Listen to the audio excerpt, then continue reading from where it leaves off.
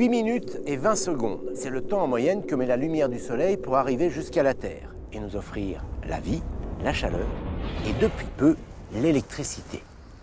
En effet, le phénomène de transformation de la lumière en électricité, ce que l'on appelle l'effet photovoltaïque, n'a été découvert qu'en 1839 par un physicien français, Antoine Becquerel. Les premières cellules photovoltaïques ont vu le jour un siècle et demi après et aujourd'hui, les panneaux photovoltaïques fleurissent un peu partout autour de nous. Alors comment fonctionnent ces panneaux? Comment les installe-t-on? Quel est l'avenir de cette énergie?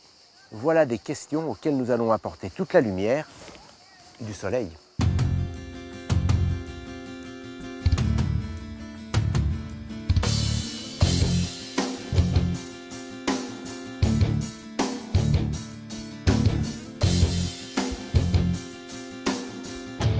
Le fonctionnement des panneaux photovoltaïques repose d'abord sur le matériau dont ils sont constitués, le silicium. C'est un élément que l'on retrouve en abondance sur Terre puisqu'il est extrait de la silice contenue dans le sable. Le silicium a une propriété indispensable à la production d'électricité, c'est un semi-conducteur. Attention, ce n'est pas le seul matériau semi-conducteur qui existe sur Terre, mais actuellement, c'est celui qui a le plus la cote. Ça va, pas la peine d'en rajouter non plus. Revenons à la fameuse propriété du silicium. Comme toute la matière qui nous entoure, le silicium est constitué d'atomes. Un atome, c'est un noyau de particules autour duquel gravitent des électrons, des charges négatives. Quand les panneaux photovoltaïques sont exposés à la lumière, les électrons du silicium s'agitent dans tous les sens. Ils passent d'un atome à l'autre. Pour autant, ça ne fait pas un courant électrique. Un courant électrique, c'est une circulation d'électrons dans un sens bien précis. Pour obtenir ce courant, on va doper le silicium. Mais non, pas comme ça. Le dopage du silicium est une opération qui consiste à obtenir d'un côté un surplus d'électrons et de l'autre un déficit d'électrons. On crée ce que l'on appelle une tension électrique. De cette manière, les électrons circulent toujours de la borne négative, qui possède un surplus d'électrons, un surplus de charge négative, vers la borne positive, qui, elle, présente un déficit d'électrons. Finalement, c'est ce qui se passe avec une pile et c'est exactement ce que l'on cherche à reproduire avec des panneaux photovoltaïques. Ils sont constitués de plusieurs couches.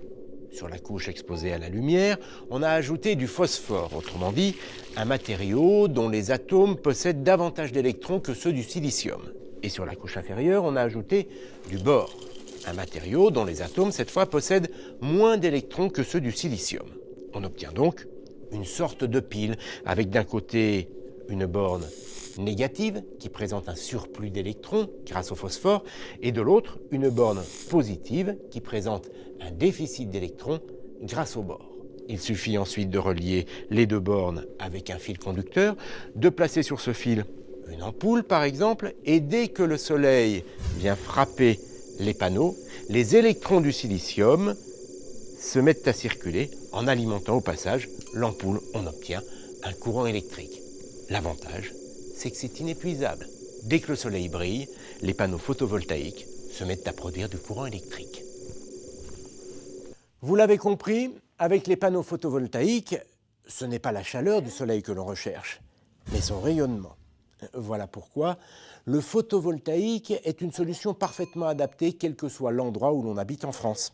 Certes, la couverture nuageuse va diminuer le rendement des cellules photovoltaïques, mais malgré la présence des nuages, elles vont continuer à produire de l'électricité.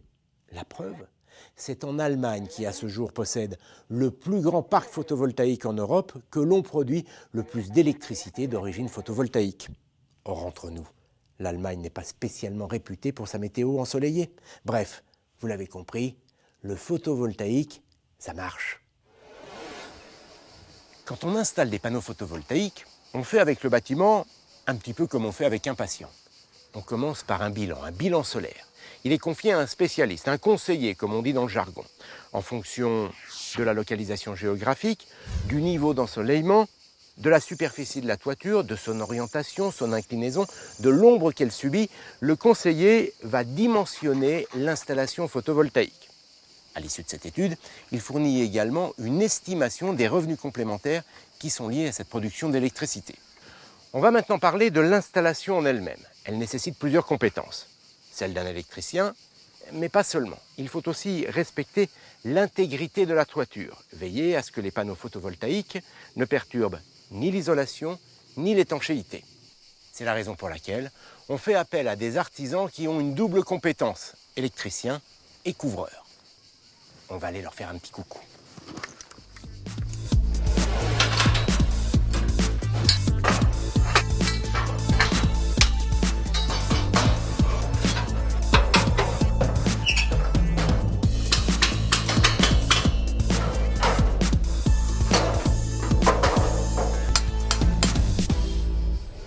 Alors les installateurs commencent par sécuriser le chantier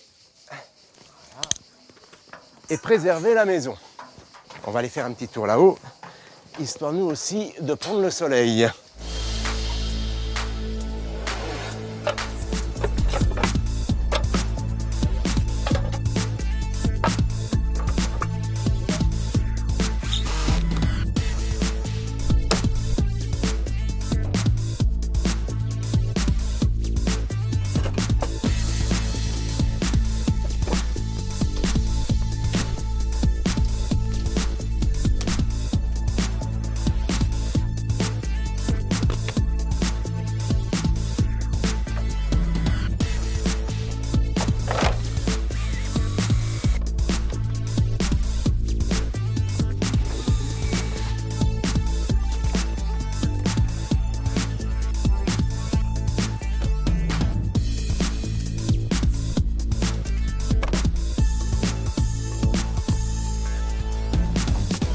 Ah ouais, sympa les gars la vue, hein.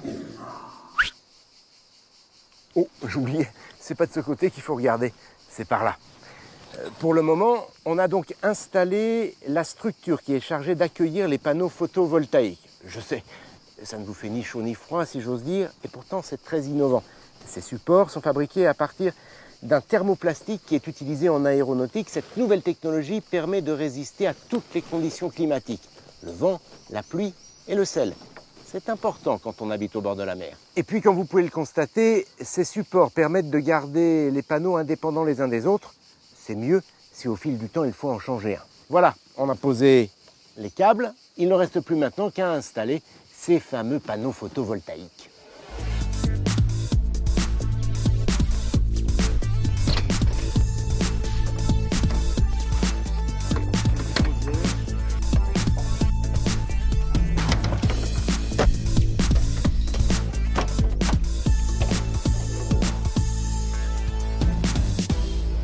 Il n'y a pas un seul nuage menaçant à l'horizon, mais je peux vous assurer que la toiture est aussi étanche qu'au départ grâce aux panneaux photovoltaïques qui sont désormais installés et qui sont parfaitement étanches, et grâce aussi à la structure sur laquelle ils sont posés qui elle aussi est parfaitement étanche.